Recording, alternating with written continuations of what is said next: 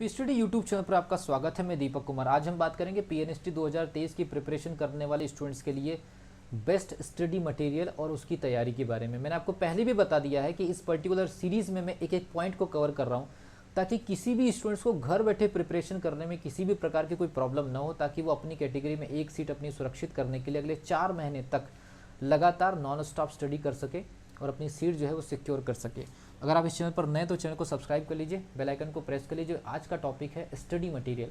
जब student preparation करना start करते हैं तो उनके सामने सबसे बड़ी प्रॉब्लम आती है टाइम टेबल के बाद स्टडी मटेरियल की। टाइम टेबल के ऊपर डिटेल में डिस्कशन वीडियो आपके पास अवेलेबल है, आप उसको जरूर देखिए। और मैंने पहले भी बोला है कि जो सरल रास्ते अपनाने की कोशिश करें वो स्टूडेंट इस वीडियो को न देखे। ऐसे स्टूडेंट्स की रिक्वायरमेंट या ऐसे स्टूडेंट्स को यहाँ पर अपना समय गंवाने की ज़रूरत नहीं है जो नॉन क्वालिटी स्टडी की तरफ ऑलरेडी भागने की कोशिश कर रहे हैं। तो जो स्टूडेंट अपनी प्लानिंग में बेहतर होना चाह रहे हैं, ये पूरी सीरीज़ में 20 से 22 वीडियो आने वाली, जहाँ पर मैं एक एक चीज़ को टच करने वाला हूँ। चाहे आप ऑनलाइन वाले हो, चाहे ऑफलाइन वाले हो, चाहे आप सेल्फ स्टडी वाले हो, बिना कोचिंग की प्रिपरेशन करने वाले हो, चाहे खाली टेस्ट सीरीज़ के दम पर एग्जामिनेशन निकालने वाले हैं, किसी भी प्रकार की सिचुएशन वाले स्टूडेंट आपको गाइडलाइंस एक्यूरेट देने की कोशिश कर रहा हूँ। अगर आप हमारी लाइव क्लास से जुड़ना चाहते हैं ऑनलाइन, मैं आपको जस्ट एक इन्फॉर्मेशन दे रहा हूँ। तो अभी रिपब्लिक डे ऑफर चल रहा है 999 का, और आपका टेस्ट सीरीज़ 99 का आएगा। इसमें आपको शॉर्ट नोट भी मिलेंगे हमारे टीचर्स के द्वारा। आप नाम, अपना नंबर और जिले का नाम 8120766145 पर लिख कर भेज सकते हैं। इसके अलावा आप टेलीग्राम चैनल से जुड़ सकते हैं, जिसकी जो लिंक है वो डिस्क्रिप्शन बॉक्स में दी गई। स्टार्ट करते हैं कि स्टडी मटेरियल सबसे ज़रूरी चीज़ है पीएनएसटी में। आपके पास एकदम कंप्राइज फॉर्म में स्टडी मटेरियल होना बहुत ज़रूरी है। बहुत सारी फोटोकॉपी या कोचिंग के द्वारा दिए गए बंच से काम नहीं चलने वाला है। पहली चीज़, सबसे बड़ी चीज़ क्या होता है, मैक्सिमम लोग क्या काम करते हैं कि आप लोगों के ऊपर स्टडी मटेरियल को लाद देते हैं कि आपने 20,000 की कोचिंग ज्वाइन की तो ये फोटोकॉपी रखिए। मैं आपको बता दूं सिंपल एंड स्वीट तरीका, अगर आप अपने स्टडी मटेरियल को लिमिटेड रखेंगे तो ज़्यादा चांस है कि आपका सिलेक्शन हो जाए। उसके पीछे का कारण ये है, आपके पास में टाइमिंग नहीं है बहुत बड़ी बड़ी किताबों को इस समय डीप में जाकर के स्टडी करने का। आप इस समय सिलेक्टिव अप्रोच के साथ जाएंगे, और सिलेक्टिव अप्रोच के साथ अगर सिलेक्टेड मटेरियल्स के साथ में अगर आप स्टडी करेंगे तो चांसेस ज़्यादा है। कैसे? क्योंकि आपके पास में, आपको पता है, 4 महीने का समय है। 4 महीने का मतलब 120 दिन का समय है। इस 120 दिन के स्लॉट के अंदर आपके पास कितना बड़ा सिलेबस अवेलेबल है।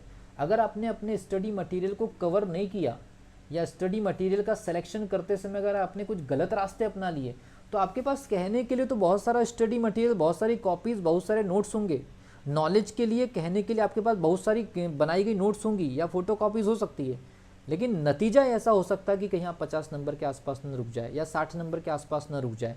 1860 सीट होने की खुशी पर ज़्यादा ध्यान मत दीजिए, बल्कि इस बात पर ध्यान दीजिए कि आप कैसे सीटों को सुरक्षित कर सकते हैं। क्योंकि सीटें अगर बढ़ी है तो इसका माहौल भी बढ़ेगा। माहौल बढ़ेगा तो नंबर ऑफ़ कैंडिडेट भी बढ़ेंगे। मेहनत और जोश से होगी तो कट ऑफ हाई भी जा सकता है। हालांकि ये वाला फैक्टर पेपर के ऊपर डिपेंड करेगा। ठीक है भी।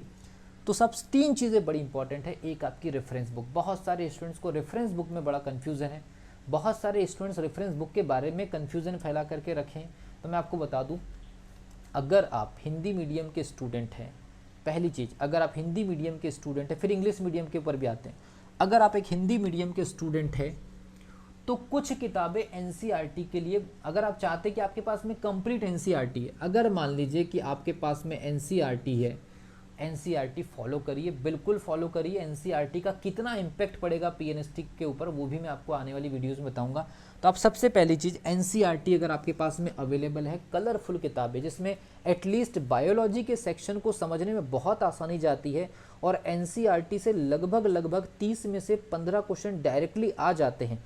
लेकिन ये इस बात पर डिपेंड करता है कि एनसीईआरटी में जो टर्मिनोलॉजीज दी है, जो डायग्राम, जो प्रोसेसेस, जो कॉलम वगैरह दिए होते हैं, आप उसको कितना बेहतर तरीके से पढ़ पाते हैं, रिवाइज कर पाते हैं, रिकॉल कर पाते हैं। एनसीईआरटी आप लोगों के लिए बेस्ट है। हिंदी मीडियम स्टूडेंट की भी बात चल रही है। इसके अलावा हिंदी मीडियम स्टूडेंट, अगर आपको लग रहा है कि एनसीईआरटी में आप कंफर्टेबल नहीं है, या आपको स्टार्टिंग में लैंग्वेज नहीं जम रही क्योंकि आप एमपी बोर्ड से बिलोंग कर रहे हैं, ऐसे वाली भी बहुत बड़ी मात्रा में स्टूडेंट हैं, और आपको एनसीईआरटी पढ़ने में मज़ा नहीं आता, कोई प्रॉब्लम नहीं है। आपको सिर्फ एक काम करना है, 2018 के बाद जो हमारी जो पब्लिकेशंस की बुक आई है, जैसे हम बोलते हैं शिवलाल पब्लिकेशन या एक कुछ नवबोध पब्लिकेशन, मैं यहाँ किसी भी प्रकार की बुक का एडवर्टाइजमेंट नहीं कर रहा हूँ। पुराने साल में जो आए हुए क्वेश्चंस है उसके बेसिस पे बता रहा हूँ। इन बुक का बहुत बड़ा इम्पैक्ट है सिलेक्शन में, लेकिन आपको शायद कोई बता नहीं रहे हैं, ऑफलाइन टीचर्स नहीं बता रहे हैं, ऑनलाइन टीचर्स नहीं बता रहे हैं। उसकी वजह ये कि मैक्सिमम कोचिंग इंस्टीट्यूट इन्हीं किताबों में से, पीछे में से मटेरियल को काट छाट करके आप लोगों के सामने फोटोकॉपी बना करके आपके सामने स्टडी मटेरियल रख रहे हैं, और उसी चीज़ का जो 10,000 रुपये की जो स्टडी है उसी चीज़ को 20,000 रुपये बता रहे हैं, और ये बता रहे हैं कि printed notes, study material, coaching के नोट्स। तो इन्हीं किताबों में से अच्छे अच्छे पॉइंट को कॉपी पेस्ट करके, प्रिंट निकाल करके, कोचिंग का लोगो करा कर, लोगो लगा करके आप लोगों के सामने बुक्स पहुंचाई जाती है। और उस बुक्स का मिनिमम कॉस्ट मुश्किल से 1,000 रुपये या 1,500 रुपये होता होगा, लेकिन उसके ऊपर कमाई की जाती है 5,000 से 7,000 रुपये की। इसीलिए ऑफलाइन कोचिंग का कॉस्ट बढ़ जाता है, क्योंकि वहाँ पर एक चीज़ आती है प्रिंटेड नोट्स। मैंने कई जगह के ऑफलाइन प्रिंटेड नोट्स का कंपैरिजन किया है, वो शिवलाल नवबोध किताब से बाहर नहीं होते हैं, एनसीईआरटी के कुछ पॉइंट उठा लेते हैं। इसीलिए आपको एक्स्ट्रा पैसे खर्च करने की बिल्कुल ज़रूरत नहीं है। जितने मार्केट में स्टडी मटेरियल अवेलेबल है सब इन्हीं किताबों के कुछ पॉइंट्स हैं। और ये भी बता दूं, इन किताबों से भी कम ही है, पूरा नहीं है या इस डिटेल में नहीं है। तो जो स्टूडेंट चाहते हैं एनसीईआरटी का यूज़ करना, एनसीईआरटी का इस्तेमाल करें। अगर आपको लगता है हम इसमें कंफर्टेबल नहीं है, तो शिवलाल या नवबोध प्रकाशन की किताबें जो 2018 के बाद आई है एमपी बोर्ड के अंदर पब्लिकेशन में, वो पूरी तरह से एनसीईआरटी में कन्वर्ट हो गई। उसमें पीछे में बहुत अच्छे अच्छे ऑब्जेक्टिव क्वेश्चंस और बहुत अच्छे बेसिक कॉर्नर वगैरह दिए हुए हैं ऑब्जेक्टिव और कॉम्पिटिटिव एग्जामिनेशंस के लिए, लाइक जेई के लिए, नीट के लिए। तो आप लोगों को बहुत अच्छा स्टडी मटेरियल मिल जाता है इन किताबों की तरफ से। अगर आप इन किताबों को छोड़ करके मार्केट की किसी शॉर्ट तरीके की किताबों की तरफ भागते तो आप अपने ही साथ बहुत बड़ा अन्याय कर रहे हैं। ये गलती आप मत करिए। दूसरी सबसे बड़ी चीज़, पुराने साल के पेपर का कलेक्शन। अब पुराने साल के पेपर का कलेक्शन, उसमें भी दो चीज़ें हैं। या तो आपको केवल पुराने साल के पेपर में ऑप्शन और नीचे में सही उत्तर अगर देखना है तो उसका तरीका ये है कि आपके लिए मैंने एप्लीकेशन में पूरा अरेंजमेंट कर दिया है। एप्लीकेशन के लिंक मैं 26 जनवरी के बाद टेलीग्राम पर डाल दूंगा। टेलीग्राम की तो लिंक आपके सामने डिस्क्रिप्शन बॉक्स में, वहाँ से आप एप्लीकेशन को इंस्टॉल करके पुराने साल के पूरे पीएनएसटी के पेपर देख पाएंगे। लेकिन बात रही कि हर एक क्वेश्चन के सॉल्यूशन के लिए कोई ना कोई तो मार्केट में बुक्स अवेलेबल होंगी, तो उन बुक्स में कौन सी सबसे अच्छी बुक है? तो मैं आपको बता दूं कि हिंदी मीडियम के लिए सेंट्रल पब्लिकेशन एक बहुत अच्छी किताब है। किसी भी प्रकार के यहाँ पर किताबों का कोई प्रमोशन नहीं चल रहा है। आप चाहे तो कोई भी अरिहंत प्रकाशन की भी खरीद सकते हैं, वो भी बहुत अच्छी है।